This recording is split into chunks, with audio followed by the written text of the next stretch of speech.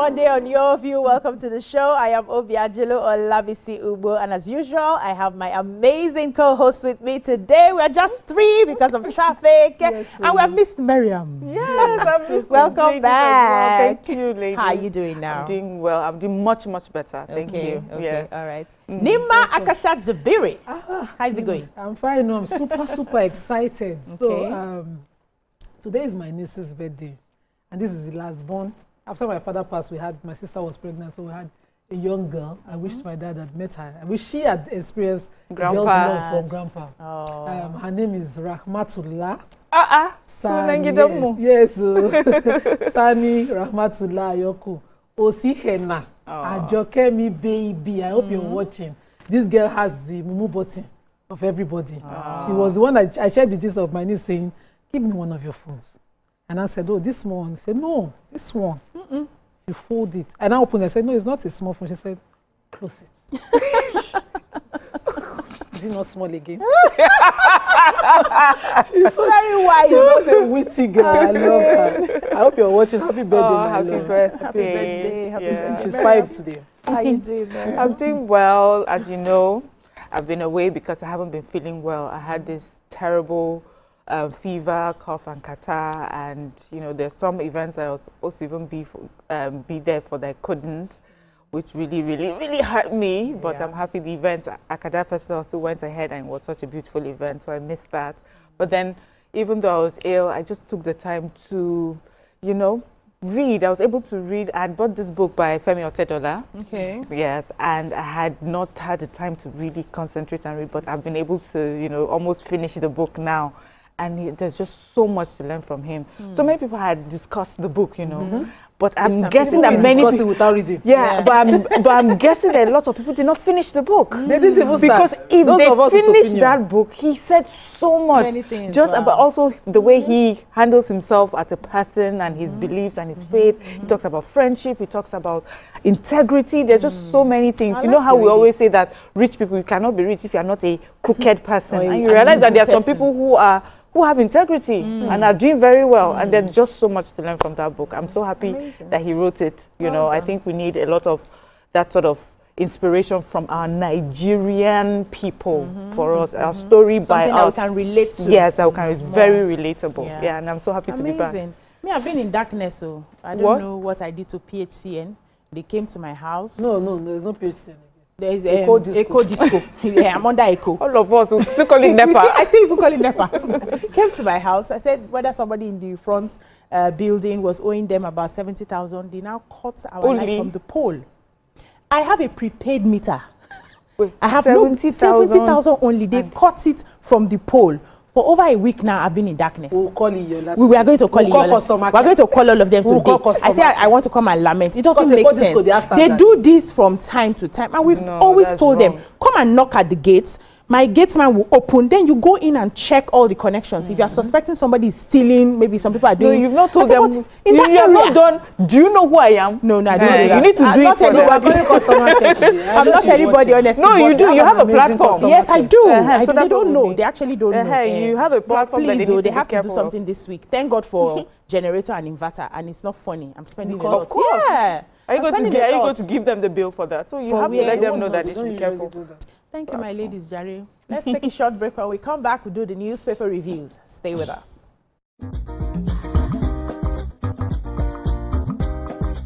Stay tuned. Your View will be right back.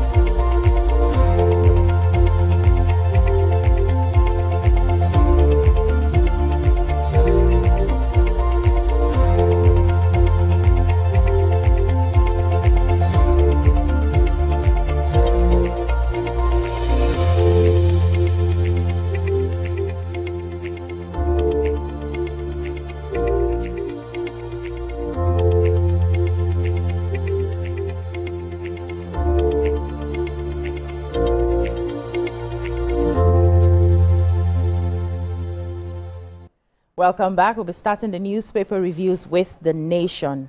And there's a lot of, almost the whole page is advertorial. Senator Jimo Ibrahim. We just have it, a title here, in fresh philanthropic gesture, Otedola donates 4 billion for electrical electronics engineering block at Augustine University. I'm sure many of the stories are inside. Yes, what did you take? I have the Nigerian Railway Corporation suspension. So there was vandalism on the 29th. Sorry, there was vandalism yesterday on Saturday at 7:30 p.m. on the train at Agbo, Delta State. And so a train that just resumed operations October 29, just 4 days after, or 3 days safe, after I have to now suspend operations again. So the corporation's managing director, Dr. Kayode Okpoefa, announced this statement, and let me just read the statement. It said, the management of the Nigerian Railway Corporation wishes to inform the general public that a train derailment incident occurred yesterday, Saturday, at approximately 19:30 hours, involving 2 of the 7 coaches of our Warri Itakpe train service at kilometer, you mentioned it, that's somewhere in Agbo. And the investigation indicates that, or preliminary investigation indicates that the incident may have been caused by suspected vandalism. And we are pleased to confirm that everybody on the train was safe, no casualties or injuries were recorded. Thank God and for the that. recovery team, supported by security personnel, has been on site since then, carrying out recovery operations. But let me leave the remaining for people with the nation to complete. It's just sad, you know. We're here now. Every development, with vandalism and all of that kind of evil that is man-made, human, continue to set us back again. Yeah. Remember when the second Niger bridge was complete and then they saw people plucking out? Yeah. It's just about sad. the Third Mainland Bridge. This train about the Kaduna one. Yes. They keep doing that. All that We the people. Yep. It's painful, yeah. Can I? Yeah, go ahead. So they say here, in fresh philanthropic gesture, Otedola donates 4 billion naira for electrical electronics engineering block at Augustine University. They say in a fresh act of philanthropy and contribution to education, infrastructure development, billionaire businessman and chairman of First Bank PLC, Mr. Femi Otedola, has announced a 4 billion naira donation for the building of electrical electronics engineering block at the Augustine University, Ilara Ekpe, Lagos. They say he is the Chancellor of Augustine University, and he announced this investment and other donations yesterday at the 7th convocation ceremony. He he announced a 10 million naira cash gift to a physically challenged, this is in addition to a physically challenged graduating student from the Department of Philosophy. And this is student Emmanuel Olua, who is on a wheelchair. He said the completion of the building was expected by next convocation ceremony in 2026. So because I had read his book, I also understand, you know, the story and his attachment to Augustine. And I remember in the book he had mentioned that the first time they had come to him to ask for money to donate towards building that university, that was when he was in the depth of his financial crisis. And he remember, because he couldn't help, he went into his room and he cried. And so I can imagine how this must be so fulfilling for him, that he's able to you know, make donations to the school. So the school, you know, is doing well. They are graduating their students, and he just had a lot to say, remind them that the journey does not end here. You begin anew with greater responsibilities to your community, to your nation, just so that we know that when we call out, sometimes we call out this well-to-do people and we say, what do they even do for our country? Sometimes because they don't write it down, or we don't even seek to see what they do. They are actually doing so much. They are not personally. Honorable Oga that had to do a video sharing 500. Maybe they need to do videos for us. They do a lot. It's just that we expect them not to have a life. So when we see them enjoying their money, they're always like, what are you? You're not even doing anything for the poor, but they actually do, So I have this one, how Nigeria should respond to Trump's action. They said 3 renowned international affairs experts yesterday outlined how Nigeria should respond to United States, that's President Donald Trump, threat to deploy military might in Nigeria over the alleged killing of Christians. They spoke yesterday in different interviews with The Nation. They said just as the U.S. Secretary of War, Pete Hegseth, confirmed that the department was planning for action against Islamic jihadists in Nigeria. So one of them, Professor of International Law, Akin Oyebode, San, he said Trump's remark is misadvised, misdirected, and imperialistic, and is calling on the federal government to put its acts together to do something about it. He also noted that it was a jaundiced view by any country or person to assume only Christians were being killed in Nigeria. According to him as well, he said the maxim for Trump's action is in international law is parem non habet imperium. That's it. Meaning a sovereign cannot exercise authority over another. I had this argument yesterday, and I was telling myself, is it possible that you just barge into my country for whatever reason? Well, if you take yourself to be big brother. Big brother so he said Trump's action is misadvised, misdirected, imperialistic, because he has got away with his acts against Venezuela.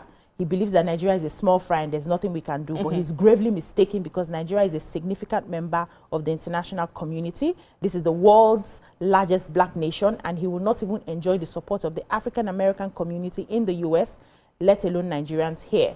Even though he might win the propaganda award to humiliate and embarrass Nigerians, history is on the side of the oppressed. We are the victims of imperialist threats. He now said that does not say that Christians have not been massacred in Nigeria, especially in the Middle Belt. Even Kwara State has suffered some incidents of warfare by rebels. The same thing in the southeastern part of the country. But it's a jaundiced view to say that it's only Christians that have been, victims of genocide. And he says, I think Nigeria is to blame for more than 2 years now because we've not been able to have an ambassador. An ambassador would have been the first person to respond to the president before it gets to this level. Many of them said a lot of things, so I think people should just get it and read, and we'll be taking the topic more later on today. Moving on now to the Daily Sun. Major headline, PDP plots survival strategy. Governors BOT consider caretaker committee option, intensify efforts to resolve crisis. ASU rejects federal government's proposed 35% salary increase for varsity lecturers. Igbo group in US faults Kanu's continued trial. Tinubu's economic reform essential for Nigeria's growth, Governor Bebolo. Rising costs, weak demand squeeze Nigeria's brewers. Zenith Bank posts 917.4 billion profit before tax, earnings hit 3.37 trillion. We'll take a story and do a short break. Let's quickly take ASU then. Okay. Since the NEC, that's the National Executive Council of ASU sat in Abuja, and the reports coming out is that the 89 branches of ASU are now have decided not to accept the 35% salary increase offered to them by the government. They insist that there was a prior agreement reached with Professor Nimi Briggs, and they renegotiated that, and that agreement an increase for salaries for lecturers, putting lecturers' salary for senior professors at 1.2 million. And they said that for the government to be proposing less than that, when presently lecturers, one of the VC's cadre, professors in most universities take less than 500,000 monthly. That is not healthy because of things that are happening. And that even the Committee of Vice Chancellors of Nigeria had recommended that the federal government should do an increase in salary for professors and put it at 800, yet they are doing this 35%. They don't want it. They are naming the price at 1.2 million, which the Nimi Briggs committee had agreed with them, and that's what they want. So they said they only suspended the strike, but they didn't agree on that 35% increase. So they're insisting, they're rejecting it. If government must talk to them, they must do what they want, which is to put it at 1.2 million. Okay, we'll take a short break here. When we come back, the paper reviews continue. Stay with us.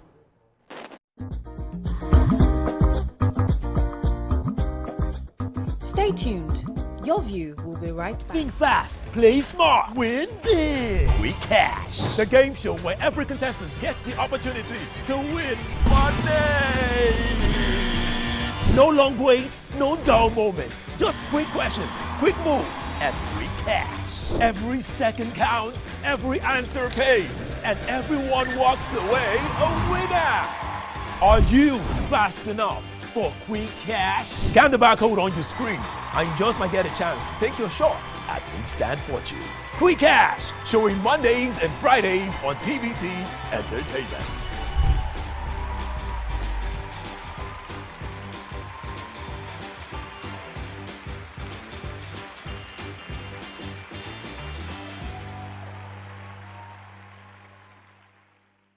From Lagos to the world, TVC Communications has been nominated for its very first international award, the prestigious AIB.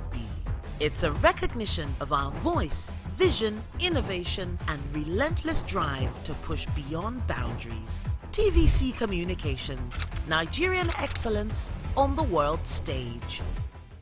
Keeping hope alive. We are the drumbeats that refuse to be silenced, even when the rhythm falters. We are the green that refuses to fade. And the white that dares to shine. Hope is not a stranger here. It lives in our markets, our music, and our streets. Every dawn in Nigeria is proof that tomorrow is still worth fighting for. Hope is a child in the classroom, eyes wide, with dreams bigger than walls. Hope is the farmer planting seeds in faith, believing in rain and harvest. Hope is the youth unafraid to rise, rewriting the story of our tomorrow. Hope is us, millions of voices refusing to give up on the promise of this land. Nigeria, our independence is not just history. It is a call to keep believing, to keep building, to keep hoping.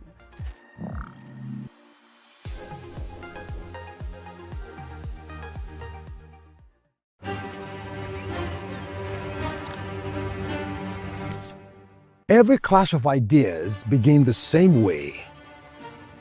Differences could be a disagreement, two voices, two views, standing apart, or an argument, a battle to win, to prove, or to conquer. Both are born from differences. One can open the door to respect. Sound, are you ready? And the other close it with fire. Two perspectives, but one big issue. Are you good? Yes, I'm good to go. So do we argue to fight or disagree to understand? 3, 2, 1, we are live. This is the big...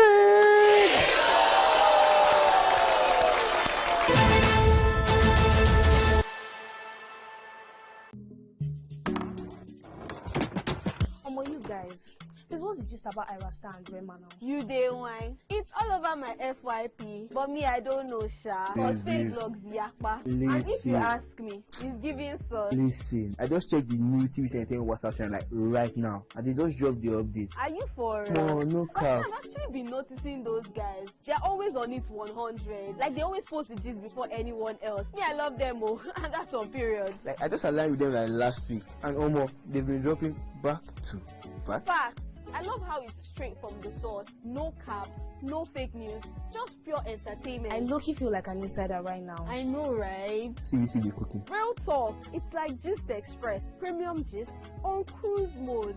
Always first, always next. Clock it. Clock it. You know what, guys?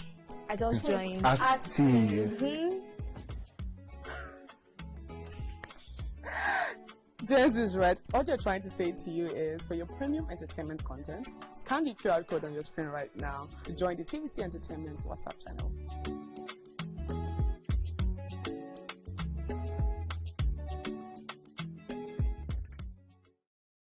Now hope they carry us. Even when wahala they choke, we stand gidigba. Hope they waka with us for downfall. They gist with us for buka. No matter the gbege, our spirit no fit scatter. Hope na that pikin where they read ABCD and still get ogbonge dream for hearts. Hope na the mama where they fry akara, we see the reason say tomorrow go soft for her. Naija, your freedom na promise. Say hope go always come, no matter wetin happen.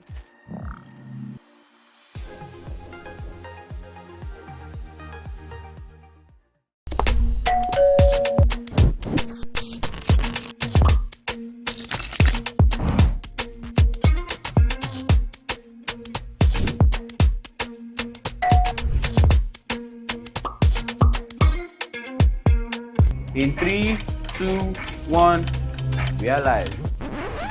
Welcome to E-Splash. I'm on the black carpet, and of course, it's Jubril of Lagos. Well, that's it on Socialville. When I say, I dare fool. You already have Destiny Alpha. I know that. I go shook out for you. You already know, guys. E-Splash can be the best of entertainment, the best of energy, best of everything you need to get.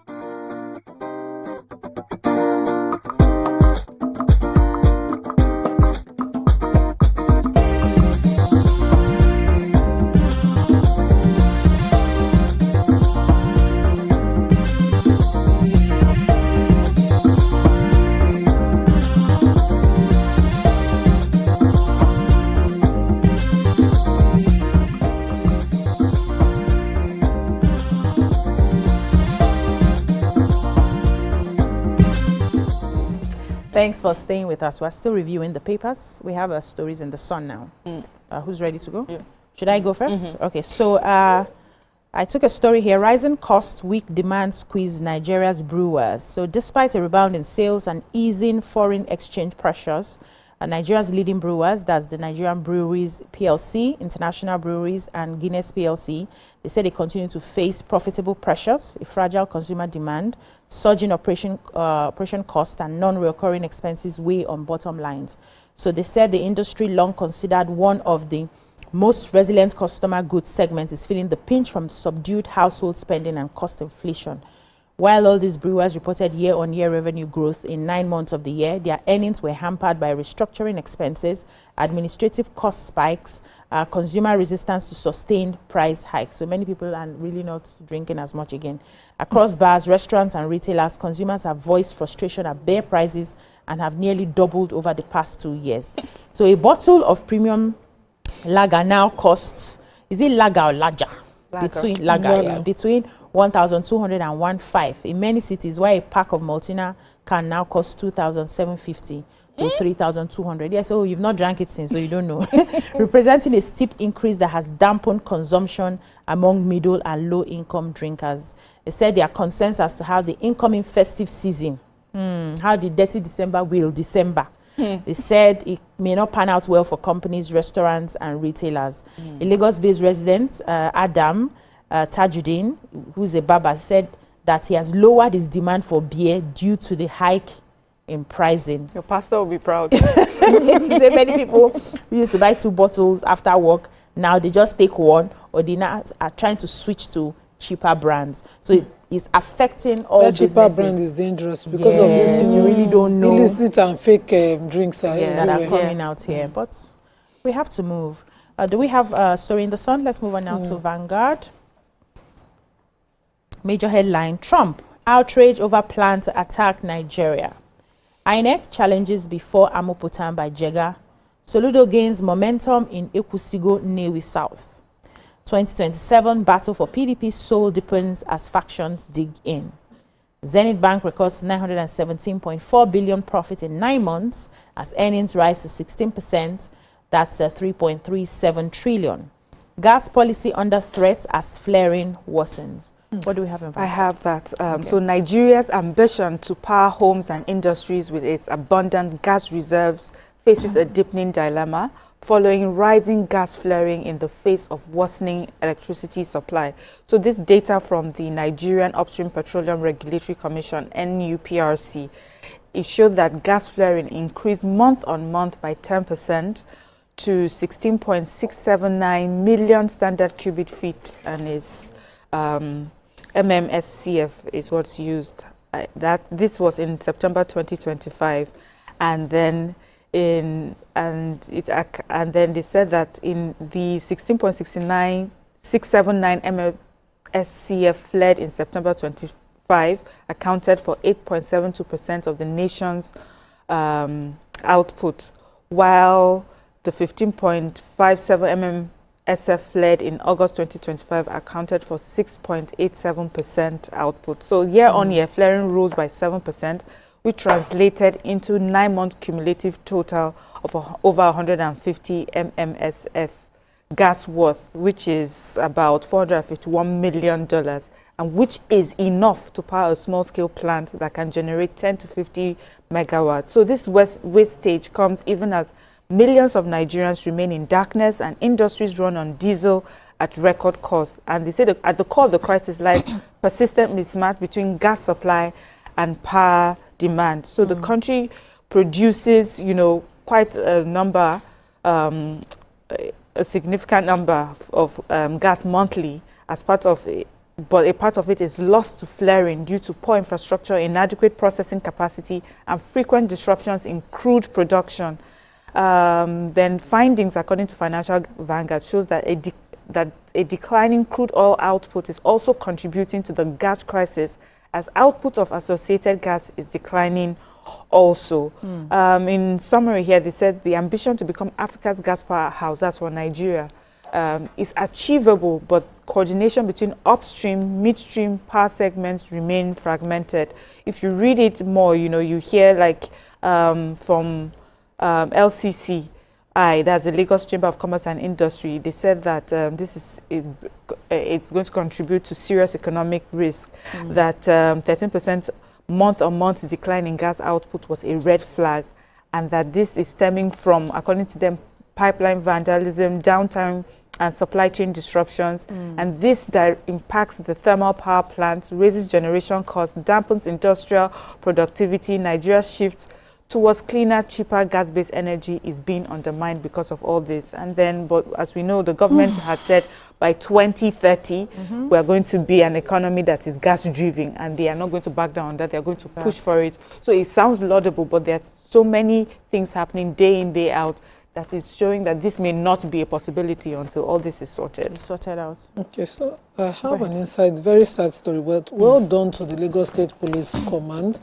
who were able to find this, carry out an investigation into the gruesome murder of a commercial motorcyclist, Afesomu Amos, whose dismembered body was recovered or discovered at Adeodo, Ogun State, a week after he went missing. So he had taken a resident to, he's a resident of Ajara, Vessel in Badagry, and he had taken a passenger from Erekiti to Adeodo. And his brother Samuel Afesomu said after he called his wife at 7:30 p.m. saying he was on his way back, but then his phone went off, and the police later recovered the motorcycle from 3 suspects who were trying to sell it. How? And so they arrested them, and the interrogation led to, you know, linked to to another man, and they started a man hunt. They were able to find that prime suspect at Makoko in Lagos, and they subsequently took detectives to the Iko Gale, Oba,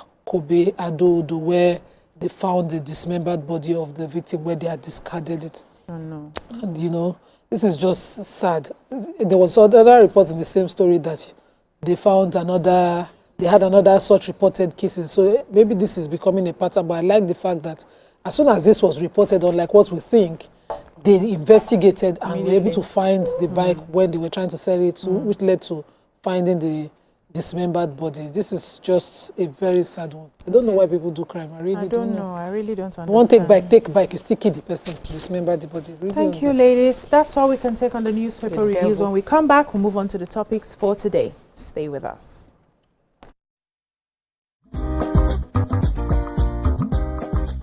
Stay tuned. Your View will be right back.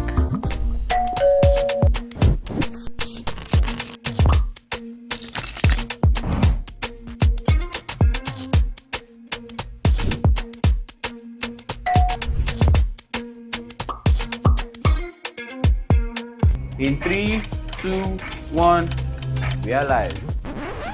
Welcome to East-Flash. I'm on the black carpet, and of course, it's Jubril of Lagos. Well, that's it on Socialville. When I say, I dare fool. You already have Destiny Alpha. I know that. I go shoot out for you. You already know, guys. East-Flash can be the best of entertainment, the best of energy, best of everything you need to get your day going. It's East-Flash every weekday from 12 p.m. to 2 p.m. on TVC Entertainment. Think fast, play smart, win big. We Cash, the game show where every contestant gets the opportunity to win money.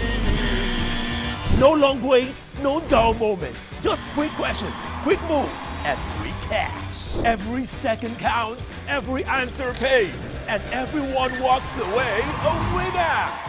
Are you fast enough for quick cash? Scan the barcode on your screen, and you just might get a chance to take your shot at instant fortune. Quick Cash, showing Mondays and Fridays on TVC Entertainment.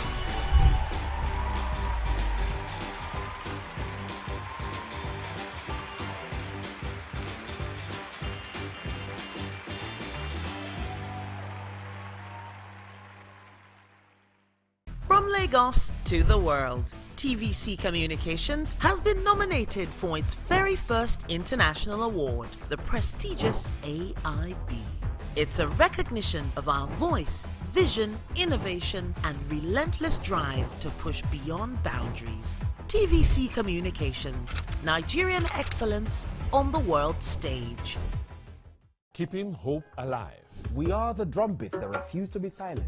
Even when the rhythm falters. We are the green that refuses to fade. And the white that dares to shine. Hope is not a stranger here. It lives in our markets, our music, and our streets. Every dawn in Nigeria is proof that tomorrow is still worth fighting for. Hope is a child in the classroom, eyes wide, with dreams bigger than walls. Hope is the farmer planting seeds in faith, believing in rain and harvest. Hope is the youth unafraid to rise, rewriting the story of our tomorrow. Hope is us, millions of voices refusing to give up on the promise of this land. Nigeria, our independence is not just history. It is a call to keep believing, to keep building, to keep hoping.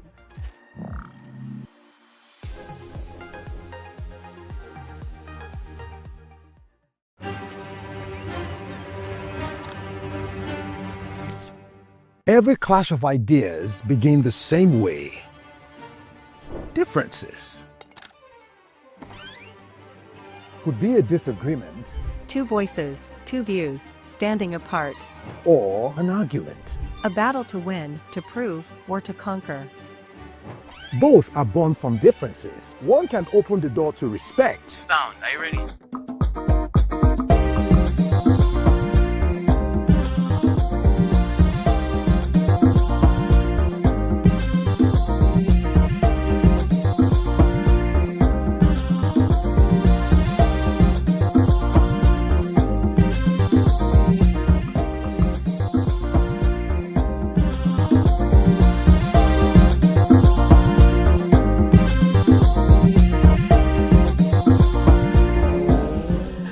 Welcome back. It all began late last week when US President Donald J. Trump took to his social media platform, Truth Social, alleging that Christians in Nigeria are facing a genocide. In his post, he claimed that radical Islamist groups have been targeting and killing thousands of Christians while accusing the Nigerian government of failing to act. The statement quickly went viral, drawing mixed reactions both in the United States and here in Nigeria. But at home, government officials and civil society leaders described the claim as exaggerated and politically motivated, warning that it could damage Nigeria's global image and threaten diplomatic reactions. In response, the Nigerian presidency dismissed the genocide claim as false and misleading. According to the special advisor to the president on policy communication, Honorable Daniel Bwala, President Bola Ahmed Tinubu is expected to meet with President Trump in the coming days. The talks, he said, will focus on strengthening counter-terrorism cooperation, clarifying misconceptions about the nature of terrorist attacks in Nigeria, and reaffirming Nigeria's commitment to religious freedom for all citizens. Now, as both leaders prepare for this crucial diplomatic engagement, questions continue to swell. What exactly informed President Trump's statements, and how accurate is it? Is Nigeria being unfairly portrayed on the global stage, or does this expose deeper gaps in our internal security management? And how can communication, diplomacy, and transparency help Nigeria tell its own story better, especially in the face of global scrutiny. Joining us this morning to break it all down, from the facts to the politics and the message behind it all, is Honorable Daniel Bwala, Special Advisor to President Bola Ahmed Tinubu on Policy Communication. You're welcome to the show, sir. Thank you. Good morning, and thank you for having me. And let me note that in your monologue, you quoted me as saying that the president and President Donald Trump are expected to meet in the coming days. That's not what I said, but okay. Go ahead. Okay. Can you quickly clarify what you said for the benefit of the viewers? Yes, if you look at the tweet, I said that we both have shared interest in the fight against insecurity. Okay. That's both presidents have shared interest in the fight against insecurity. And I mentioned a couple of things. Then I say, as for the differences that exist, that these are the things that the two leaders will resolve, hopefully, in the coming days. In the coming days, okay. Thank you so much for that clarification. But what do you think informed President Trump's claim of this genocide they've been talking about? Aside from the fact that we know that one of the U.S. lawmakers, I think Riley Moore, alleged systematic massacre of Christians. He's been saying that since the beginning of October. And he had also asked that Nigeria be redesignated as a country of particular concern. Do you think this started because Riley Moore had started talking about it over a month in the U.S.? Actually, Riley Moore wasn't even the one that started. The person who started was Senator Ted Cruz. Okay. Then Riley Moore followed. Okay. But before Senator Ted Cruz started his own campaign, there is this comedian by name Bill Maher. Bill Maher was the one who started that barely 24 hours after our position at the UN General Assembly. And he started by giving out false report that there have been killings of hundreds of thousands of people, Christians in Nigeria, and that he's surprised that the Western media were not covering it, and it's shame on them. He is also surprised that young people are not out in the street protesting. So it's like dog whistling. As soon as he did that, then other media outfits in the U.S. Started running with the narrative. And Senator Ted Cruz said that then Riley Moore also joined. And then you have a lot of people on social media, some of whom have pseudonyms on the social media.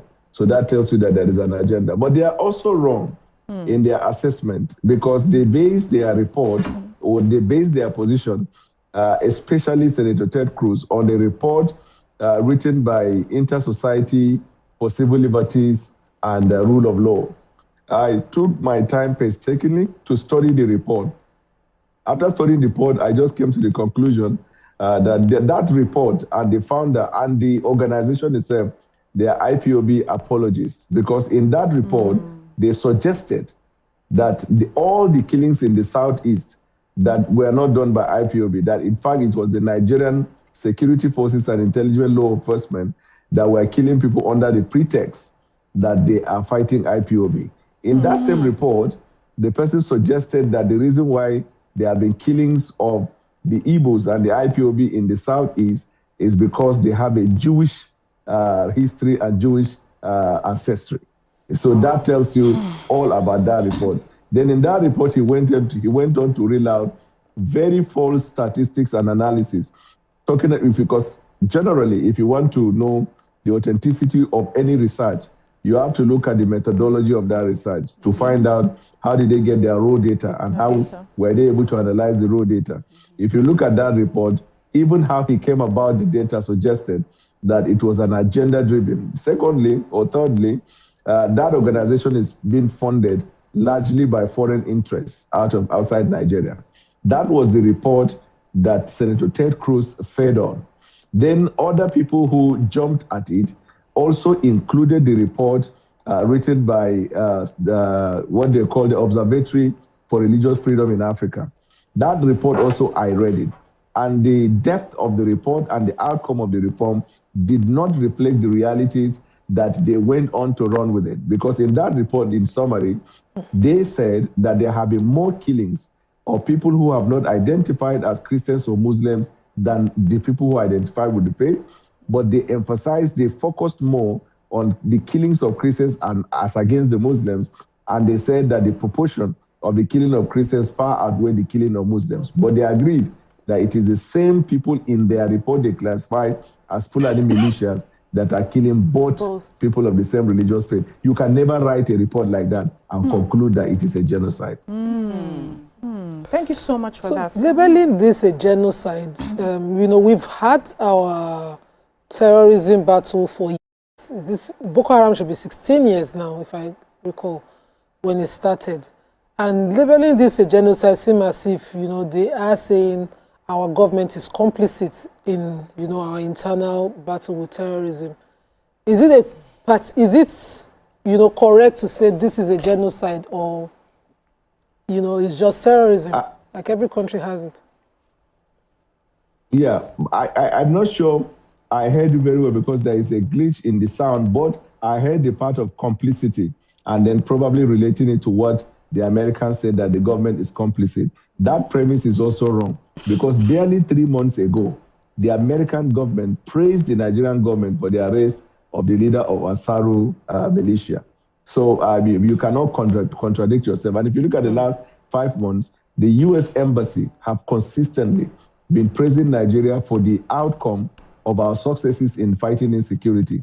When we decimated the bandits in the Northwest, when we, in fact, so decimated them that they had to surrender. A large chunk of them surrendered. When we arrested the leaders of these heinous criminal activities, they praised us. So how can you praise the government for successes and then in less than 3 months, you are now taking a decision against the government, but the premise of the decision hinged on a report of occurrences that took place 2010, 11, 12, right down to 15 and 17. I mean, you cannot use an old report and visit an administration that has nothing to do with that. In any case, United States Institute of Peace Assessment of Security Situation in Nigeria, European Union, Amnesty International, U.S. Department of State, that is the Foreign Affairs Ministry of the United States, their assessment of the killings in Nigeria at no material at no time had they suggested that there is a Christian genocide. All of the report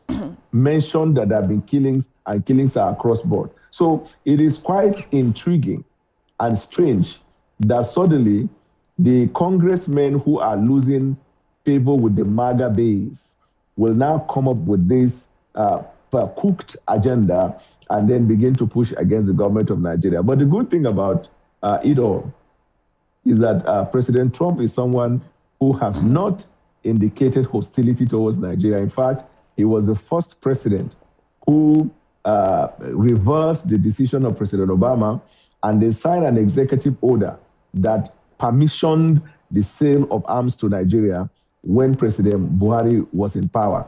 And then when he came for his second term again, he indicated that interest to work with Nigeria in the fight against terrorism. And they have been selling weapons. And we must note that it is not something that is given to us free. We buy and we buy upfront. But we thank President Donald Trump because some of the weapons or arms that they restricted from us using it, he was able to lift that embargo and sold that to us. So we must state that first at the premise. His recent decision is anchored on a report by people that, unfortunately, he has not had the time to assess or ask his various platforms to look at it. That's why we believe that when the two leaders get to sit down, that means the president of Nigeria and that of the US, when they get to sit down, they will iron out this issue. And there is no problem or diplomatic role between the government of Nigeria and that of the United States because we have enjoyed quite a good relationship over the years. Okay. Honorable Bola, you know, listening to you and, you know, some of the perspective that you've brought into the conversation, it really helps with, you know, maybe how my question will be framed because what I had in mind intentionally wasn't so. So coming from, if you're born in Plateau State, live in Plateau State, you're from Plateau State, you're from Benue State, you're from Kaduna State, and you know that we have faced years and years of attacks, you know, and yes, I would say that over the years we have seen a difference in how, you know, these attacks look. But in the very beginning, for many years, since I was a child, I've always seen Christians being attacked. There was a time that people from these states have called it a genocide, not even too long ago. And even though how it looks now may be maybe more tribal or more about herders, farmers clash, there used to be a time, or there was a time, and some people still believe that there is a concerted target towards Christians, especially in the Middle Belt. And when we speak like this, I say, oh, there's no genocide. People from this region feel, oh, so what are you saying? That we didn't go through this? Is it that people don't understand that we have been crying about this attack specifically against us because of our religion? I'm not saying that this is what it is as of today, but there has been this belief of genocide. We've had people in government, we have people who of great stature, you know, in our polity that have used that word genocide. We have governors of this state who have used this word genocide against this group of people. So in responding to America, which I feel that is not, you know, they don't have the right to come into our country and decide whether to start a war or not. But in responding to them, it almost feels like we are dismissing that this has ever happened or that people have faced this. Now, anybody who concludes that, then that person has not been listening to government. That person has also not been watching television. At no material time has this government denied killings in Nigeria. At no material time have we denied the killings of Christians in Nigeria. What the government has consistently said is that this criminal element kill Christians, kill Muslims, kill people who are non-Christians and non-Muslims, that the killings that they conduct is not particularly targeted at any religion, but it is heinous crimes that is perpetrated by them based on other factors. Now, when you talk about genocide, it doesn't matter who said it before. It doesn't justify it because someone said it, even if I said it before, assuming, and I never did. But genocide, in the stricter sense, is actually a targeted killing, termination, extermination, or elimination of a group because of its identity.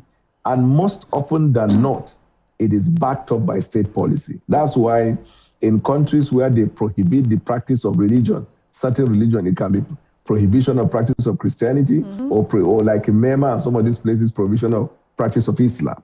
So whenever people practice that, they kill them. That's genocide because it's a state policy. Government orchestrated it, government promoted, or government assists. But when it comes to state, and that you cannot accuse the government of President Bola Tinubu, for example, of being involved or being tacit or even complicit about it. That's where we disagree with the United States. You cannot say we're complicit when we have record to show our fight. But we can push the envelope and talk about deeper problem confronting us as a nation and given our exceptional circumstances, whether it is easy to finish it overnight. Okay. Like for example, Honorable Bola, conversation. Honorable Bola, please, before you take the example, let's take a short break. When we come back, we'll continue the conversation. Stay with us. All right.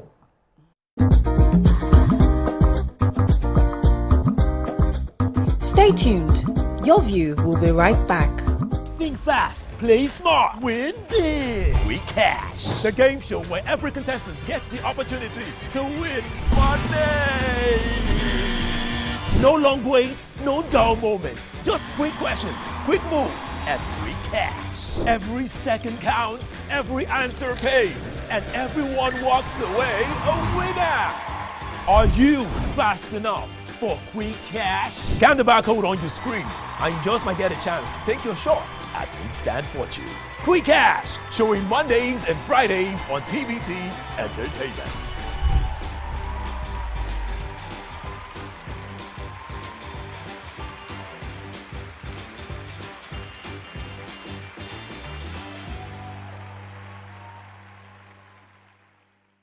From Lagos to the world, TVC Communications has been nominated for its very first international award, the prestigious AIB. It's a recognition of our voice, vision, innovation, and relentless drive to push beyond boundaries. TVC Communications, Nigerian excellence on the world stage. Keeping hope alive. We are the drumbeats that refuse to be silenced. Even when the rhythm falters. We are the green that refuses to fade. And the white that dares to shine. Hope is not a stranger here. It lives in our markets, our music, and our streets. Every dawn in Nigeria is proof that tomorrow is still worth fighting for. Hope is a child in the classroom, eyes wide, with dreams bigger than walls. Hope is the farmer, planting seeds in faith. Believing in rain and harvest. Hope is the youth, unafraid to rise, rewriting the story of our tomorrow. Hope is us, millions of voices refusing to give up on the promise of this land. Nigeria, our independence is not just history. It is a call to keep believing, to keep building, to keep hoping.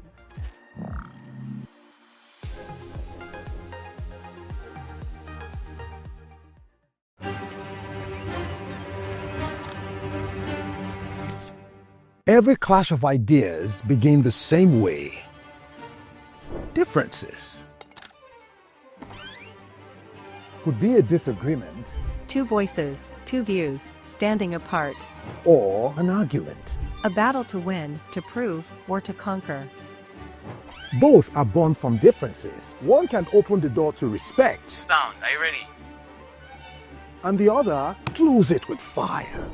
Two perspectives, but one big issue. Are you good? Yes, I'm good to go. So do we argue to fight or disagree to understand? 3, 2, 1, we are live. This is the big...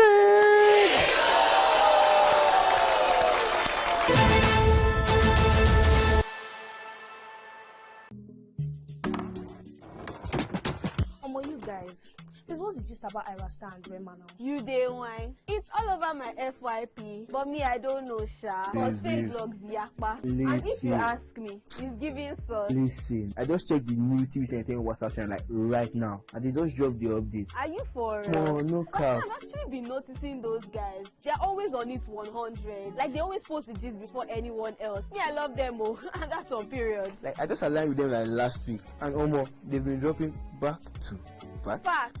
I love how it's straight from the source. No cap, no fake news, just pure entertainment. I low-key feel like an insider right now. I know, right? TVC be cooking. Real talk. It's like Gist Express. Premium gist on cruise mode. Always first. Always legit. Clock it.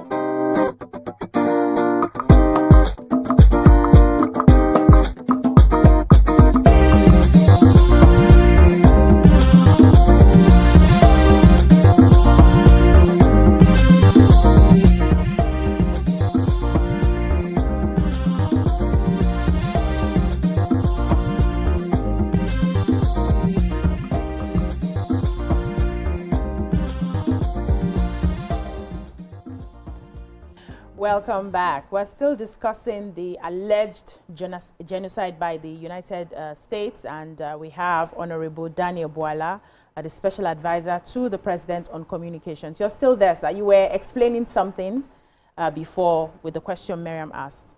Right. I was saying that we can have another conversation around are we able to deal with the problem or not on the basis of our lack of will or because of the challenges we face, for which collaboration with countries like the United States can be helpful. This is a country with a population of over 230 million people, with largely borders that are porous and large landmass that have ungoverned spaces. There is a state in Nigeria, the landmass is more than a country in the European Union. And then you have less than 400,000 military personnel, less than 400,000 police personnel. And then if you put all the security and parasecurity, paramilitary architecture apparatus, if you put all of them together, we're less than 2.5 million, dealing with the population of 230 million and over, with multilingual and multicultural dimension. Again, at the same time, having foreign interests in Nigeria and foreign involvement in some of the insecurity situation, because our military forces have arrested foreign nationals amidst Boko Haram in the past. This is the exceptional situation that we're confronting. So when you have limitation of personnel like that, focus creates blindness. You cannot, while concentrating in one section of the country, have equal and opposite number in another section of the country. But within the limit of this situation, I mean, with this situation, within the limit of what we have, still we're able to have this massive result and success that has drawn the commendation of countries like the United States. So that is the situation we're grappling with or battling with. So you cannot look at that exceptional situation and then conclude that there is no will on our part. You talked about in the past that there have been targeted killings of Christians. I will admit, in fact, when Boko Haram started, they were targeting Christians and churches and leaders. Exactly. It was, at that time, you can classify the genocide concept if you want. But when their plan at the time was to create a religious war in Nigeria so that Christians would, react against the Muslims. That never happened, so they expanded. There was a time in Borno State, they were entering mosque while our Muslim brothers are praying. They will slaughter people, they will kill, they will bomb. You cannot look at this indiscriminate killing and call it a genocide. You also mentioned Plateau and Benue. This is where we have what I call the fallacy of specification. The fallacy of specification is identifying something and then focus on it and then mirror that as the realities of the country. If you mention Plateau and Benue, for example, definitely if there are killings, and there have been, because it is two states that are largely dominated by Christians, the casualty will be Christians. Now take that case again and go to Zamfara, Sokoto, Katsina, and Kebbi. There have been killings by bandits of our Nigerian citizens there. The large chunk of people that have been killed or were killed in these places are Muslims. So if you come to Northeast, where I come from also, the record number of those that are killed are more of the Islamic faith than of the Christian faith. And government will be irresponsible if all we sit down, we'll be talking about how many are killed Christians, how many are killed Muslims. That's why we maintain consistently the position that it is criminal element and we are joining and forcing a common front so we can fight them. We don't profile the killing. Now, those who profile the killing actually are the people who have agenda against the Nigerian state. And this whole hoax of Christian genocide started from IPOB. There was an investigative report that was conducted last week. I think Arise News mirrored that in their stories trending, which says that IPOB started this thing as far back as 2016, amplifying the false narrative that there is a genocide against the Christians in Nigeria. Unfortunately, that fake news, that falsehood, made it to the ears of senators in the United States, like Senator Cruz, and Representative Riley Moore, and the rest of them. This is the kind of quagmire that we have found ourselves. But dialogue helps in deepening the conversation, identifying the problem. First, we in America and the American government have a lot of things that we have shared interest in. So this is how you start in diplomacy conversation. Find areas where you both agree. Okay, discuss Honorable. further on that. And then you realize that the areas you disagree is not as much as the area you agree, and you'll find a solution to it. Okay, let's get in a few more questions for you, sir. So, based on what you have said, obviously there is a miscommunication. There is a misinformation on the side of the US, and there's a belief that what they have agreed is happening in Nigeria is false. And understanding how the US intelligence work, my worry is majority of the crisis that has escalated within the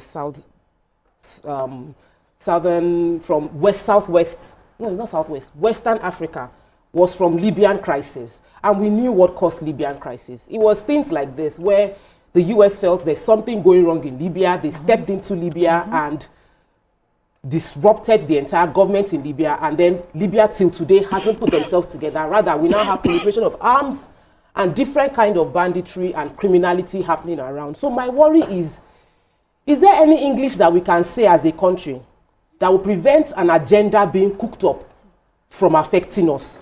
What would be the right approach to deal with this? Because Nigeria has struggled with dealing with internal crisis. Talk of now bringing international crisis into the country. How best? Is it conversation alone? Should we engineer our own propaganda? What are the things you feel we can do to help us ensure that whatever is going on within the US that is making the president's tweets and is making their news consistently carry this misinformation consistently is dealt in a way that does not affect us? So there are two things I will tell you in that. The one is that in Nigeria, if you have seen when this campaign started, Nigerians were mute because they don't believe it. In any case, Nigerians felt when we were crying, where were you? It is now that we are making progress that you suddenly want to come and hurt our economy. That there are things that this government has done that naturally, if we're going to be looking at blame and sharing blame, we will have a bucket full of that against the Western world. The economic reform we have introduced, which is giving us self-reliance, it's not going to be comfortable for countries that feel that this is a dumping ground in Nigeria. You know, we are building refinery, we are strengthening our financial system, our non-oil revenue far outweigh the oil. So that means oil is not going to, in the future, be what we depend on. And then if you look at reform in other areas, infrastructure and the rest, they are not comfortable. They want a situation where we would always be dependent on them, even for toothpick. That's one. Number two, there are certain decisions that our administration has taken to strengthen our territorial integrity that will not go down well with them. One, we took a position and rejected to receive the Venezuelans. They will not be comfortable with it. Second one, we took a position, adopted the position of the United Nations where we say we support two-state solution and we condemn the inhumane treatment in Gaza. They will not be comfortable with it. Look at our joining of the BRICS, you know, our participation in the BRICS to find a strengthened economic tie that will boost our economy. They are not comfortable. So if we're going to be pointing at blame, there will be a lot to go around. And when you're looking for solution, you pretend as if these problems that you already know exist, as if they don't, so you can manage the crisis in the best way that you can. In terms of the American intelligence making a mistake, they make more mistake than any intelligence platform around the world. They went to Libya, like you earlier mentioned. They admitted in Senate congressional hearing, Hillary Clinton admitted. After Barack Obama left office, he admitted. When they went to Afghanistan, the same thing. In Iraq, removed the man, killed the man. Later, George Bush admitted. The CIA director then admitted there is much. They went to Afghanistan and they spent 11 years and spent they wasted 11 years and spent over $3 trillion, and they had to still give back the government to the same Taliban they went and removed. They admitted it was a mistake. So there is a lot to talk about. You talked about Libya. You talked about, if you go to Sudan, there are quite a number of them around the world. Honorable, let me add something to what you're saying. All they need is just to say we made mistake. Yeah, let me add something, sir. Here's the point. Let me land. Here's the point. As a country, when there is a situation like that, you don't resolve it by sharing blame. You resolve it by dialoguing for the purposes of dealing. For example, Donald Trump needs to know and hear from us that we have achieved success in the fight against insecurity, that we are not harboring or strengthening or tacitly complicit towards the killing of Christians. He also needs to know the effort we have made. He needs to know more equipment, intelligence apparatus, intelligence collection apparatus that we need from them, expansion of the limit of the kind of aircraft that we need. He needs to know that conversation. We can push it further to asking for F-15, F-16, F-18, or F-22. So these are the deeper conversations. Can I tell you this? America has the highest crime rate than Nigeria. Of course. Should another country go and enter there and start killing? Only yesterday, the killings that was recorded only yesterday far outweigh this killing we're talking in Nigeria for 6 months. Honorable, so I wanted to add, first of all, do you think that we have been the ones who have conducted ourselves in such a way that they can point at us, carry the false alleged news of genocide all over their social media space, because we have probably not done as we should have done to protect our people? That's one. Two, if they designate us as a country of concern, can we stop them from invading our country? Do we have the powers to stop them from invading our country? We have actually not come to that point. It is not possible for the American government to unilaterally conduct military operations in Nigeria. If we have to agree, if it has to happen, we have to agree that it will be a joint military operation. The reason is this. Number one, we are not a hostile country. We are partners with them. Usually the law, the relevant law in the US that grants the president the executive power to authorize operations anywhere in the world if it affects American foreign interests, foreign policy interests or national interests. That law states in clear terms especially in countries that are hostile to the American government. Nigeria is a partner and not hostile. So you cannot just go and enter the country and do that. That will be violating established convention of the UN. Number two, I know Donald Trump. We have studied his antecedent and his history, and we know that he's not going to do that, you know, because his own style of governance is to go hard and force a sit down, to go hard, force a sit down. He did that with the president of South Africa. Yes. He even did that with the leader of North Korea at some point. He did that with all African, the leaders of the world that he needed to. He did that to Canada and said he would turn Canada to a state. He did that to Ukraine. He brought the guy and fought him. That is his style. But when he does that, he will want a situation where you come and have a sit down, have a conversation, and after that, you don't see that. He fought Zelensky, now he's supporting Zelensky. He fought North Korea, later he started working with North Korea. He fought Canada, he reversed some of the trade restrictions. So he didn't literally mean he's going to enter Nigeria. In that tweet, he said, if Nigeria does nothing about it. So let Nigerian people not have that fear. There will never be military operation in Nigeria. Thank you for explaining that, sir. So for me, you know, when I heard how our president responded, you know, the response from the presidency, a part of me felt like, why are we being so diplomatic and decent, you know, with this narrative that was sent to us? I felt like if this was a military regime, the sort of answer that they would have gotten, you know, it would have showed them exactly who we are. So even though, you know, a part of me sees the sense in going about it diplomatically, I'm worried that we may not be showing that we are a country that you should not dare, you know, mess with, to use that word. What do you think?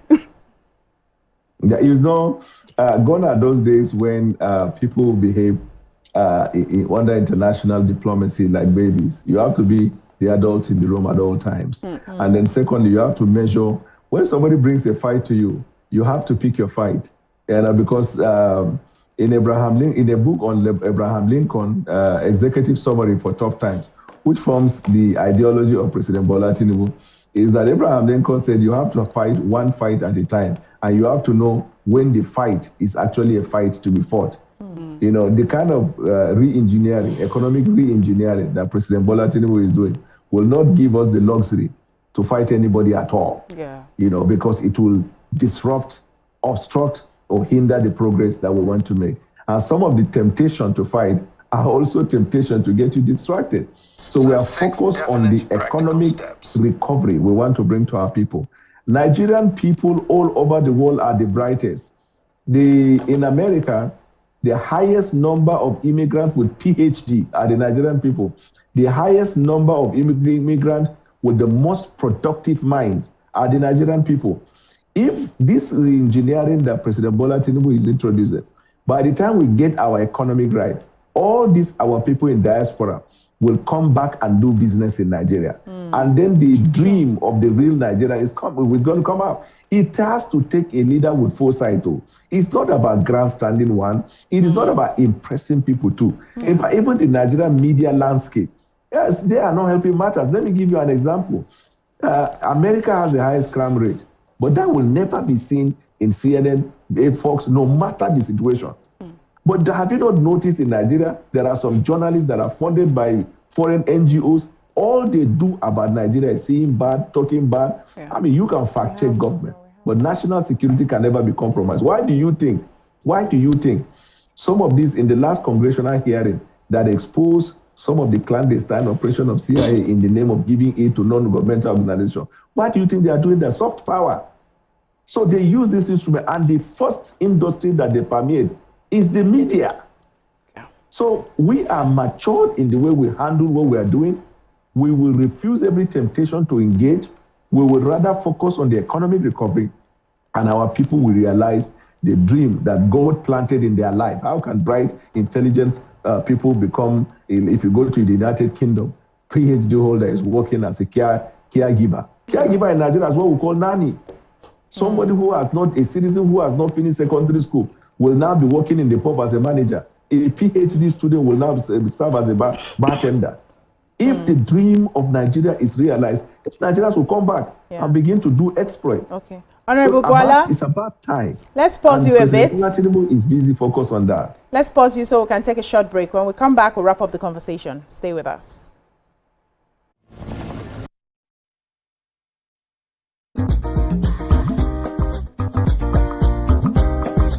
Stay tuned. Your View will be right back. My day was hope. They carry us. Even when wahala they choke, we stand gidigba. Hope they waka with us for downfall. They gist with us for buka. No matter the gbege, our spirit no fit scatter. Hope. Now that pikin where they read ABCD and still get ogbonge dream for hearts. Hope. Now the mama where they fry akara, we see the reason say tomorrow go soft for her. Naija, your freedom na promise. Say hope go always come, no matter wetin happen.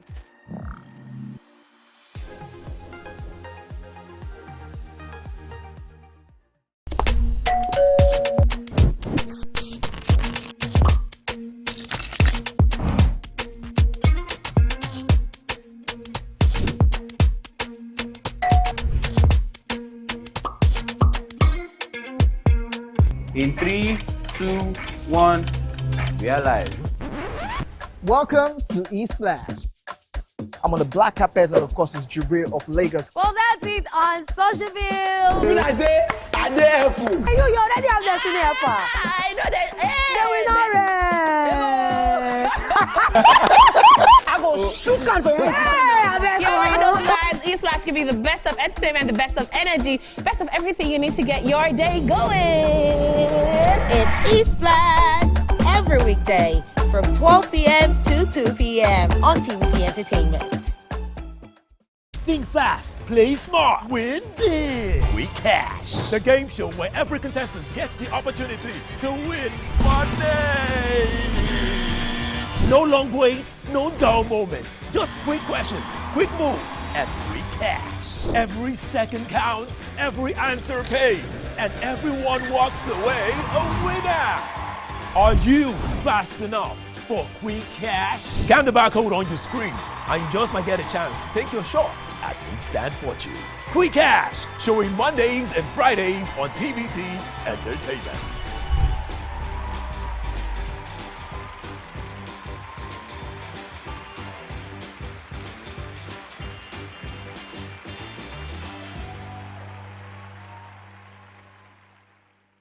From Lagos to the world, TVC Communications has been nominated for its very first international award, the prestigious AIB. It's a recognition of our voice, vision, innovation, and relentless drive to push beyond boundaries. TVC Communications, Nigerian excellence on the world stage. Keeping hope alive.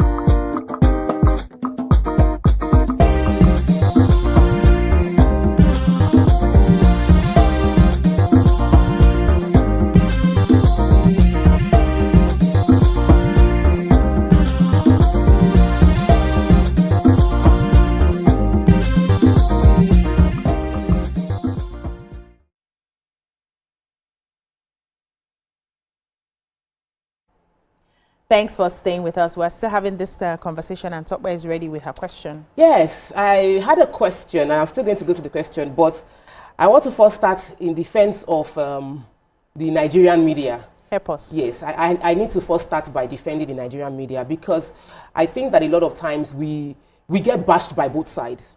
When we talk about the reality of what is happening in Nigeria, the Nigerians will feel like we're not talking about it passionately enough. Mm-hmm. The government and officials will feel like we are focusing too much on the challenges happening within Nigeria. Mm. And then, like you just said, Honorable, they'll bring up the case of international news not carrying the local challenges. But I'm well traveled, and I know that the local news is totally different from what you get on the global stage. Sure. Nigeria, on the other hand, we don't have an international channel that will separate the news that goes international from the news that gets local. Every day on local television, in the United States, you are hearing killing, shooting, and a lot of insulting of the government. Mm. So the media there, they are doing their job, which is to hold the government accountable, and we are trying our best here as well. So we understand the challenge, which is that we don't have the international front, and everything we say in Nigeria goes global, and it paints Nigeria bad.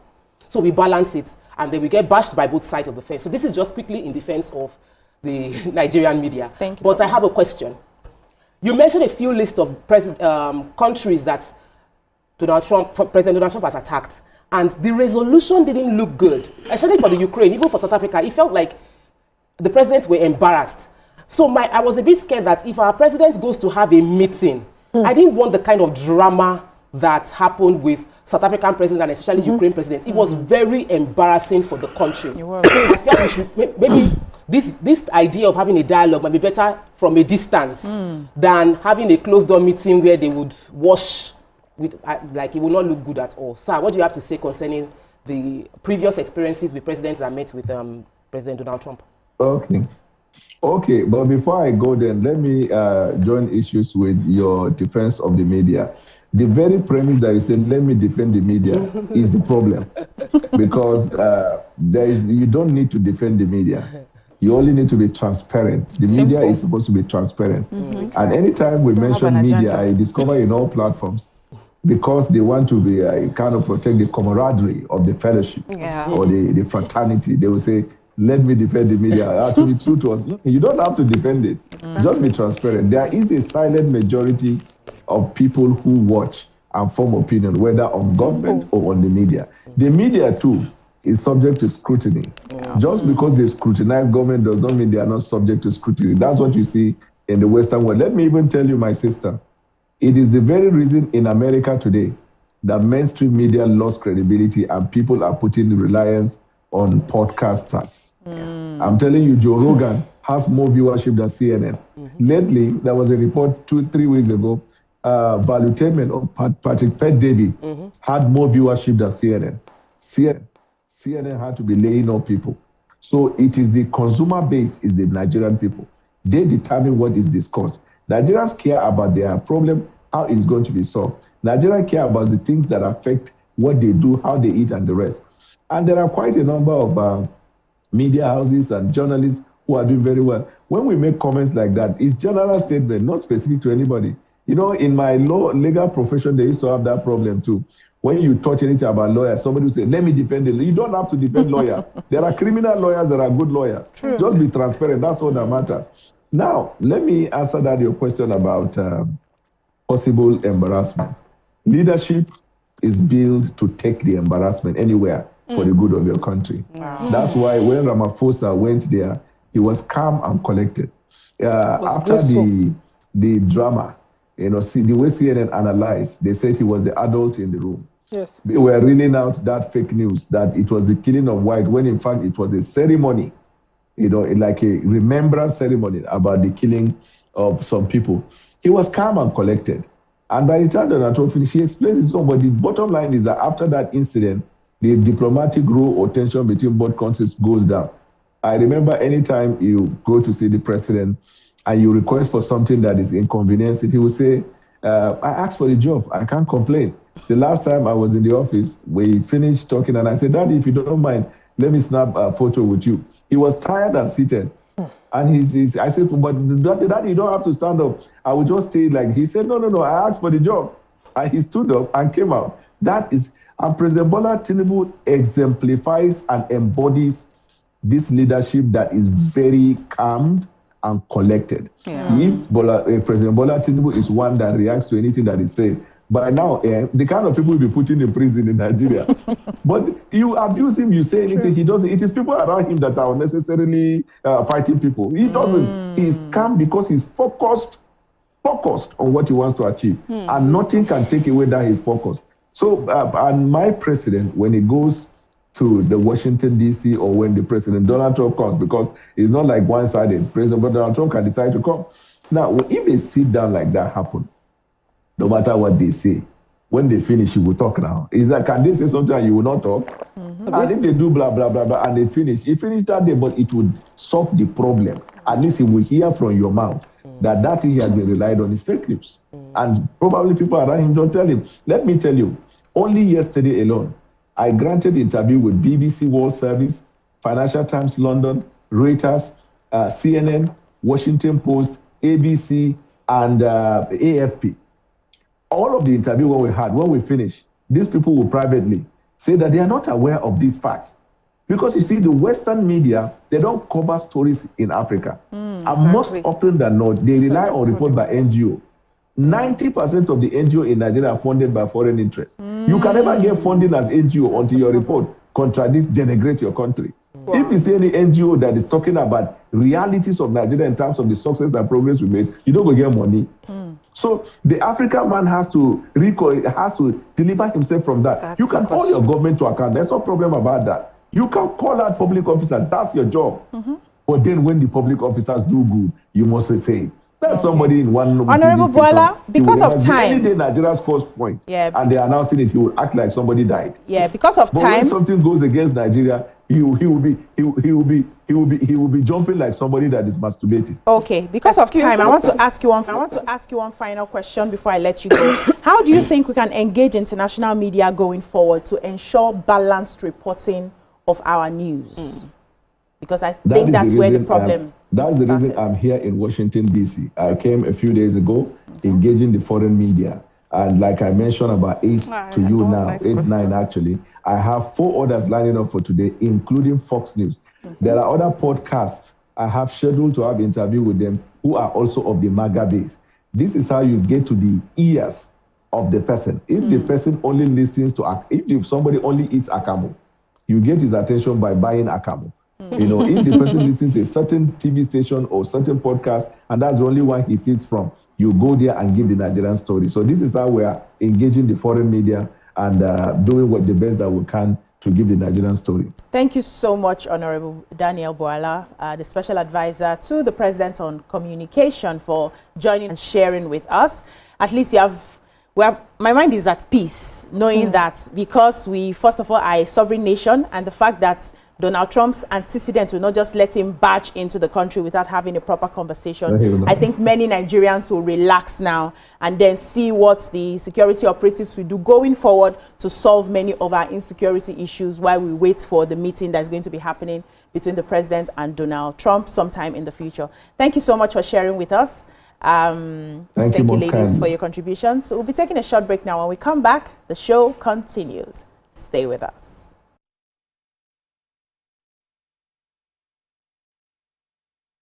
Think fast, play smart, win big. We Cash, the game show where every contestant gets the opportunity to win money.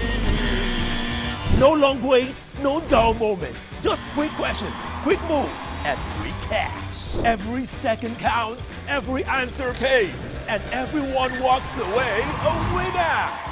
Are you fast enough for Quick Cash? Scan the barcode on your screen and you just might get a chance to take your shot at instant fortune. Quick Cash, showing Mondays and Fridays on TVC Entertainment.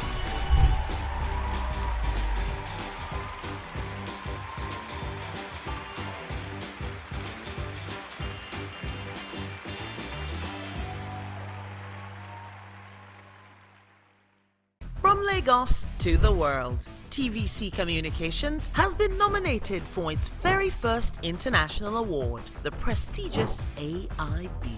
It's a recognition of our voice, vision, innovation, and relentless drive to push beyond boundaries. TVC Communications, Nigerian excellence on the world stage.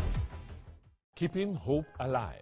We are the drumbeats that refuse to be silenced. Even when the rhythm falters. We are the green that refuses to fade. And the white that dares to shine. Hope is not a stranger here. It lives in our markets, our music, and our streets. Every dawn in Nigeria is proof that tomorrow is still worth fighting for. Hope is a child in the classroom, eyes wide, with dreams bigger than walls. Hope is the farmer planting seeds in faith, believing in rain and harvest. Hope is the youth unafraid to rise, rewriting the story of our tomorrow. Hope is us, millions of voices refusing to give up on the promise of this land. Nigeria, our independence is not just history. It is a call to keep believing, to keep building, to keep hoping.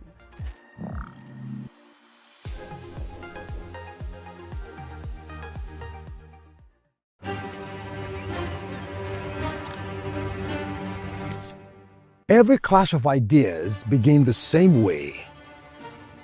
differences. Could be a disagreement. Two voices, two views, standing apart. Or an argument. A battle to win, to prove, or to conquer. Both are born from differences. One can open the door to respect. Sound, are you ready?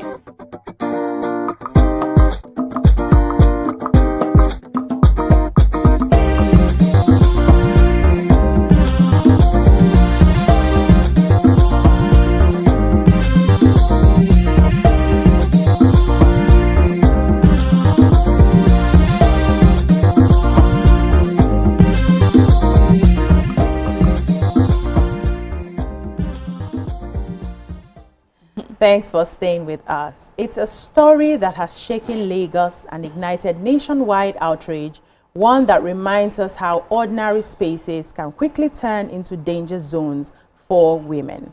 Operatives of the Lagos State Criminal Investigation Department, SCID, Banti, have arrested Adedayo Adegbola, a commercial taxi driver accused of raping, assaulting, and robbing multiple female passengers across the state. Police say Adegbola operated under the guise of a friendly cab driver, often targeting women traveling late at night or alone. Once his victims were inside the car, he reportedly veered off route, taking them to isolated spots where he allegedly assaulted and robbed them, sometimes at knife point. Many of his victims initially stayed silent out of fear and shame, until one brave woman shared his image online. That single act of courage sparked an avalanche of testimonies and led detectives to uncover a disturbing pattern that ultimately resulted in his arrest after a discreet investigation ordered by the Lagos State Commissioner of Police, CP Olorundare Jimoh. But beyond the headlines and horror, this morning we ask, what lessons must society learn from this case about vigilance, empathy, and responsibility? How can justice be ensured for these victims beyond mere prosecution? And what must change in law enforcement regulation and public awareness to make sure no woman ever has to live through this kind of nightmare again? Because this is not just about one man's crimes. It's about how we as a society protect our women, believe survivors, and make justice more than just a promise. What are your thoughts on this? You can join the conversation and call us on 02016-352013 or 09024163440, or tweet us at TVC Connect using the hashtag YourViewTVC so we can read your messages. So the first thing that came to my head is, where are we safe, really? Where are we safe? People can be in their farms and, you know, something happens. Kidnappers, bandits, you know, That's life. Herdsmen, anything can happen. People can be in their homes and robbers find them. People can be...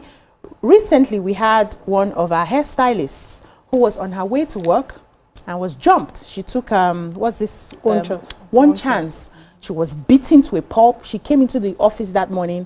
If you see her swollen all over, they had to take her to the hospital. Her phones, everything was taken. So my question is, where are we safe? You take a taxi because you want to commute from one place to another.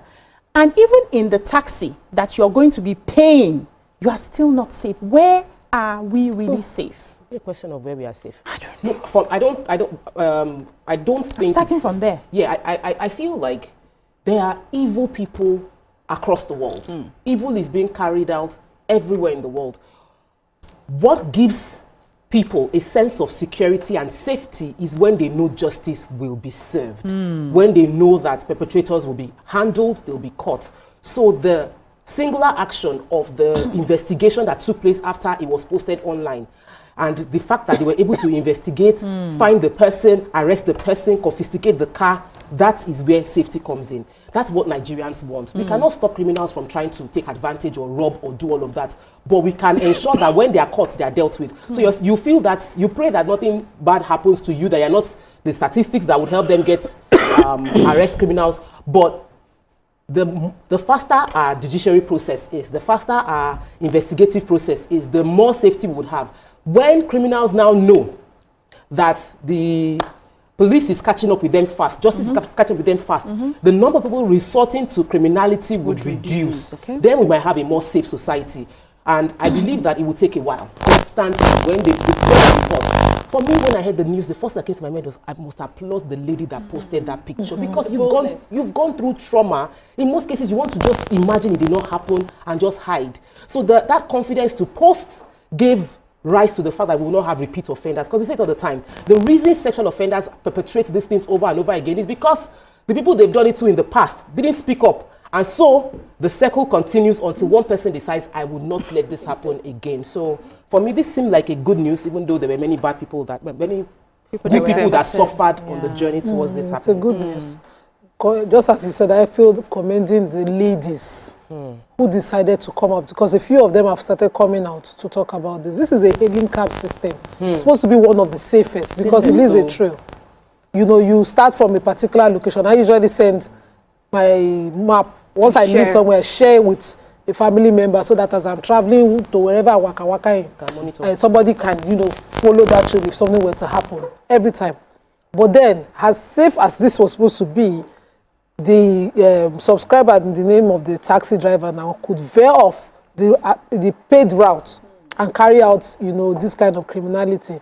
So, plus what Tokbe has said, I would like to insist that those hailing cab services do better. You know, we have reports of the drivers being attacked. We've had reports of young ladies complaining of being, you know, particularly this nature of this kind of offense on hailing cabs that are supposed to be safe. When this innovation came, I remember saying finally, because those days you go to the cab, you take a yellow cab, you have to come to the cab to come and report that yellow cab if anything were to happen. And you have to then face cab operators. You had no proper system. But hailing cab meant that he has his identity, he's been profiled, you can trace him, and you know, that gave a form of safety to all of us. And you know, young ladies started to think it was safe. You could take them any time of the day. The other time we had the case of the BRT molester who molested a girl to death. We didn't think it was possible. So there are cases of psycho and sociopath everywhere in the world. And so we must do better on this service system. When one of our drivers continuously, on every ride, leave a route he's supposed to be on, because it's supposed to be something should flag it. Something should flag it. Their system should have. The first time, the second time, without proper explanation, kick him off the system, so that, you know, some people don't get to continue to, you know, to pick his call. How do they do? Yeah. When you request the engage cab, him. Engage him. Yeah. Take him up, because you too can't verify what he's doing. Thank God these young ladies were bold enough to come outside, and thanks to the one who put his picture, because let's know his name, face, and everything. So his ancestors, we know that he's a shameful, shameless somebody that is disgracing their progeny. How will I put it? You know, kick him off. Let's do better, and every such consequence would deter. That's how it's supposed to be. I'm hoping that the tight case is done, and it's made a strong example of, you know, we just took the innocent bike man who went to drop a passenger, and his body was dismembered just so that they can take his bike. Whereas you can actually, with three of you that took the bike, you can actually take the bike. And even take the bike without killing him. You have to. Yeah. So, you know, just continuing from where you have all expressed, you know, which I agree with you. But I also want to say that what is very important for me in this case is that society decided to do the right thing, which is not to shame the victim. There's a reason this went on for a very long time. There's a reason some people did not report it. It took someone who was willing to face whatever society would normally give when a young woman comes out to say this has happened to her. And when society decided to do the right thing, you see what happened? More women came out. So we need to take a serious lesson from this. When victims come out to tell you something, that is not the time to say, where were you going? What were you wearing? How were you doing? Do you understand? That she said this and you gave the support that was needed. Every other victim got the boldness to come out. So we commend her courage, definitely. And then secondly is that we saw the police get involved in this case, investigate this. We have pictures, do you understand? And we're hoping for a proper conclusion of this situation. And what has that done? it has given people more confidence in the system. Now we know that if we have an issue concerning assault, rape, we know that we can speak up. We know that when we speak up, our communities will support us. We know that our police will investigate it. We know that justice will finally be given. And then you will see a lot of people who have been hiding under this bad behavior, inadequacies and inefficiencies to carry out crime. They'll be afraid. Now they know that the person just has to speak up and you're gone. You're gone. Because the police will find you. So when you see something, you must say something. And when something is said, please, police, you must investigate it and justice must be done. And you must do something. We'll take a short break now. When we come back, we'll take in a few calls and messages and then wrap up the conversation. Stay with us.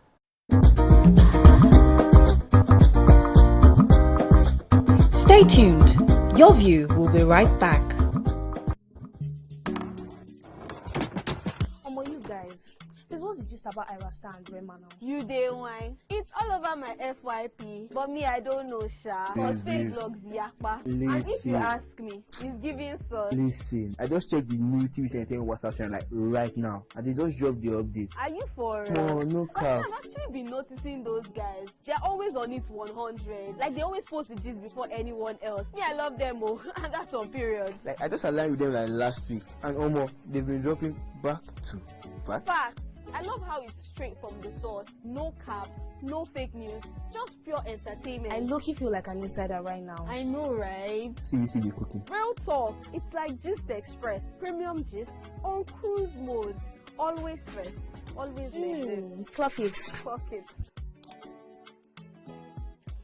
You know what, guys? I just joined. Active. Jens is right. All you're trying to say to you is, for your premium entertainment content, scan the QR code on your screen right now to join the TVC Entertainment WhatsApp channel.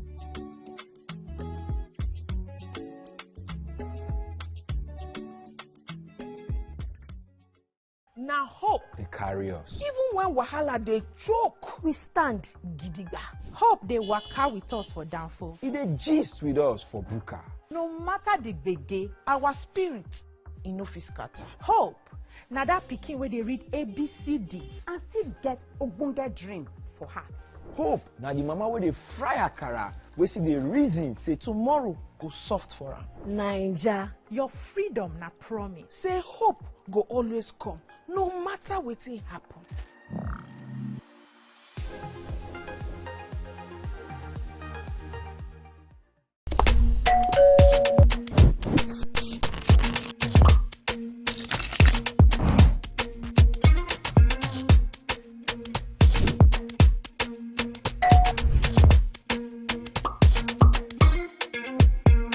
In 3, 2, 1, we are live. Welcome to E-Splash. I'm on the black carpet, and of course, it's Jubril of Lagos. Well, that's it on Socialville. You like say, I dare fool. You already have Destiny Alpha. I know that. I go shoot out for you.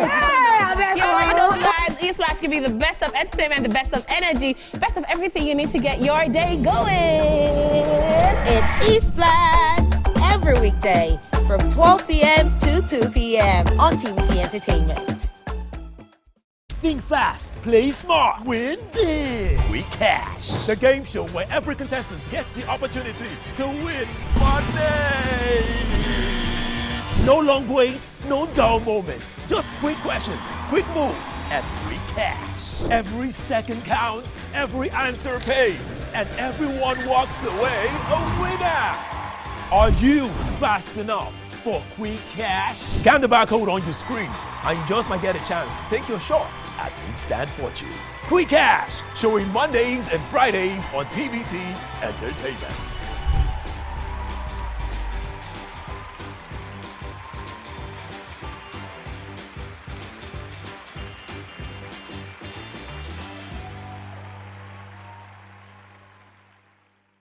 From Lagos to the world, TVC Communications has been nominated for its very first international award, the prestigious AIB. It's a recognition of our voice, vision, innovation, and relentless drive to push beyond boundaries. TVC Communications, Nigerian excellence on the world stage. Keeping hope alive.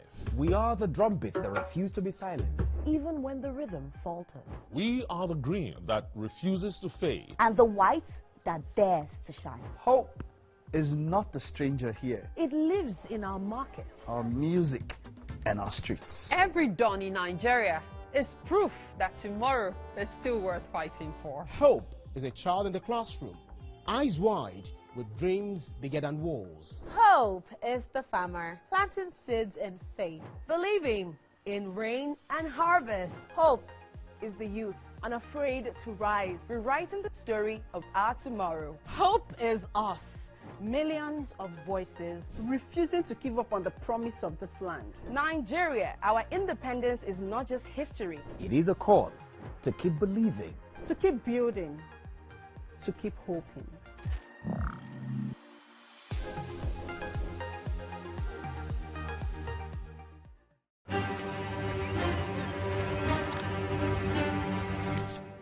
Every clash of ideas begin the same way.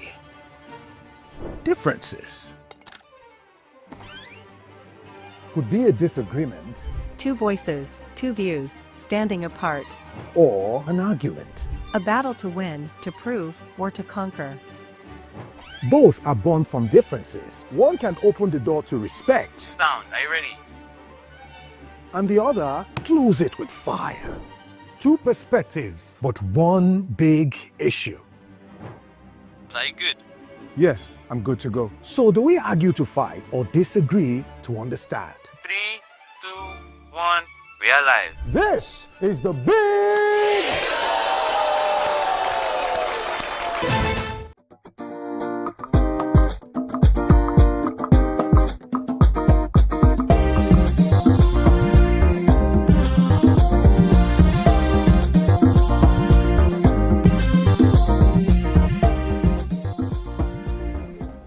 Welcome back. We're still discussing the lady that was assaulted in a cab and how justice is, how we're getting justice for that particular case. But I wanted to say that many people are not aware of the right things to do to safeguard themselves. And I'm happy we're having this conversation so that a lot more people will be aware that if you're taking a taxi, for instance, gone are the days where we just enter, like Nima rightly said, the yellow taxis and just, go to the park, book them, they take you, they come back and all of that. Now, from the comfort of your homes, you can book with your phone.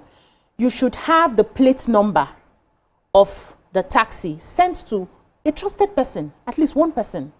With like when I'm in the UK and we're taking taxis up and down, so we get that screenshot of the taxi has arrived. I get the plate number and everything. I send it to my friend who can monitor when I get to my destination. So these are some of the things that when in our veers off course, there's a record that shows that you are not going to where you're supposed to go. We should have those things in place. And we should also have somebody accountable who will now be checking on you that you don't reach where you go. Except, of course, it's kurukere waka. No, it's not even that. See, there's some little things that we must learn to do. You must have a kurukere partner. There's some little things we must learn to do. Okay? There are safety features that even Uber, because of all the ailing cabs, because they've seen this thing happen several times in all the different developed countries, they happen. So they put the features there that check the face of your... There are two things. Sometimes you book a car, the driver is Shola. Yeah. You see the person is a woman. So, let me pause you a check bit the face. so you come back to the conversation. Boniface from Jos. Good morning. Are you there? Hello? Good morning, sir. Good morning. Good morning. We can hear you. Yes, I want to say this, and I want to put this record very clear. Because for a long now, for almost a month plus, or over a month plus, we have been going back and front over this genocide killing, Christian genocide. The truth is that we can never deny the fact that Christians are being killed in this very Nigeria by Muslims, particularly. And we must say it. Forget Buhari, we know who he is. But the truth is that if you look what is happening across Nigeria, Christians have been killed by Muslims Honestly, why I say some other I'm very busy. Oh, okay. It was talking about the last topic. Last topic. Yeah. So go ahead. So I was talking about the safety features that we should pay attention to protect yourself. Okay. Though the people believe that it's safer to use hailing cars because at least you know their number, they are registered, and their pictures are there, unlike going to pick a random car on the taxi on the road. But you are meant to use it. If you don't use it, you must take responsibility for your own part. Observing your driver to be sure the face of your driver matches the face of the picture that is in your app. Before you taking enter. a picture to be sure that because a car can park in front of you. I've had it happen where the car that parked in front of me, I felt it was my cab, and it wasn't my cab. It was waiting for somebody else. So I was about to enter, and I just checked the plate number, and I realized that, oh no, this is not, you're not for me. It's for someone else. And I waited until mine now arrived.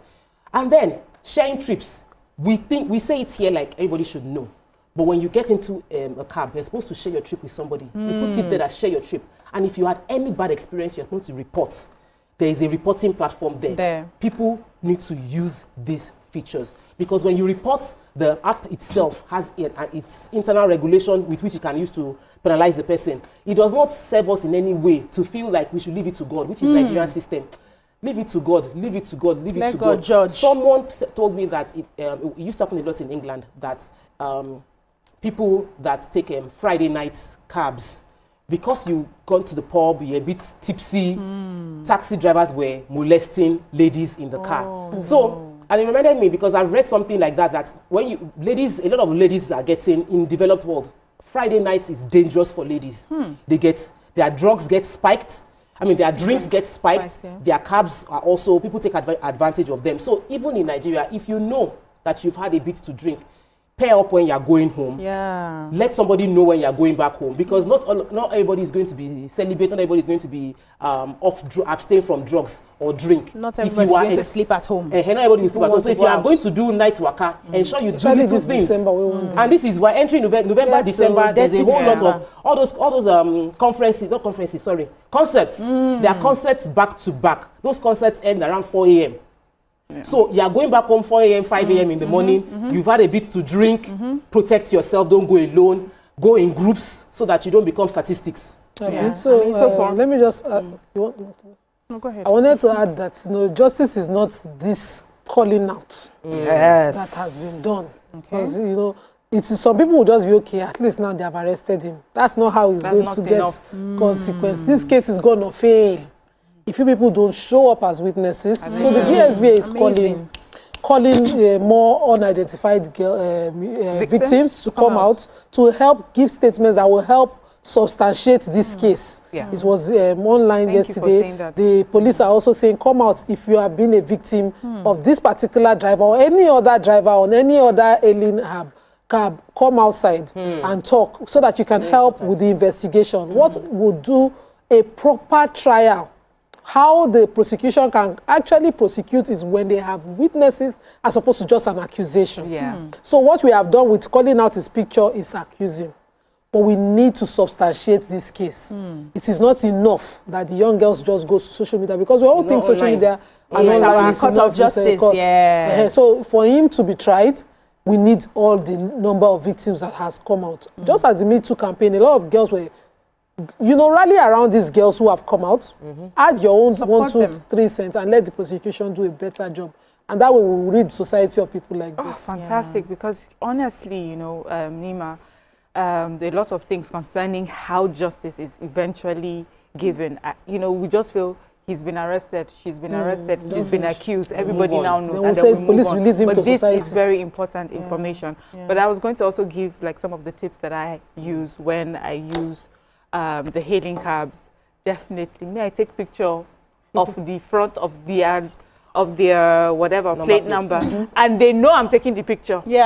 Let them know. So they know. Then when I enter the cab, I say, I am in something. I have shared my whatever with you. If it is fake, they used to do it. I don't even do fake. I'm doing it very real. And then I've heard in some places where there's this particular voice recording that they've asked girls to put on their phones, because women tend to be more vulnerable to situations like that. And it's a man saying, okay, baby, I'm waiting for you at home, put it on speaker so that they know that there's somebody expecting you somewhere.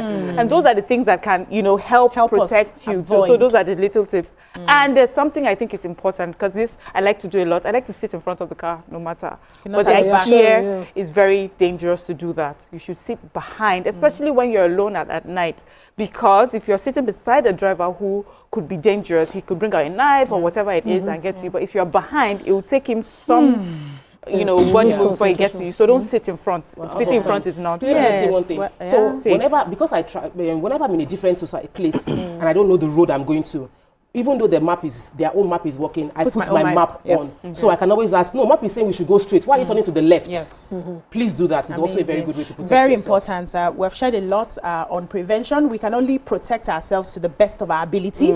I like how we started. You know, I asked the question initially, where are we safe? And I like how Tope said that only justice can get us to safety, right?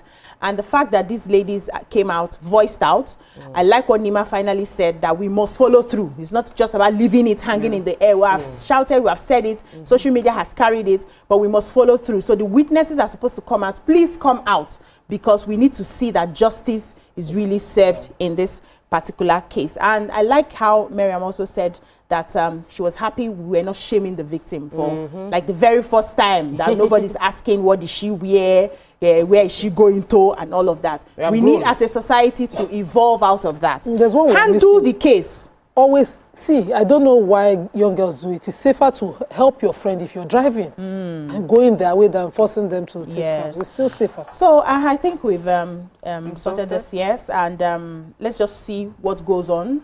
Let's follow up on the case and see how justice is really, really served at the end of the day. Thank you so much, beautiful ladies. Sorry, I did not greet you when you came in, because the matter on ground was very tough. Welcome. What happened today? Traffic? Traffic was bad. Rain plus traffic. Bad combination on the Monday morning. So you left us for newspaper, but you joined us. Thank you so much, ladies. That's all we can take on the show today. Join us tomorrow for another interesting one. Bye-bye now.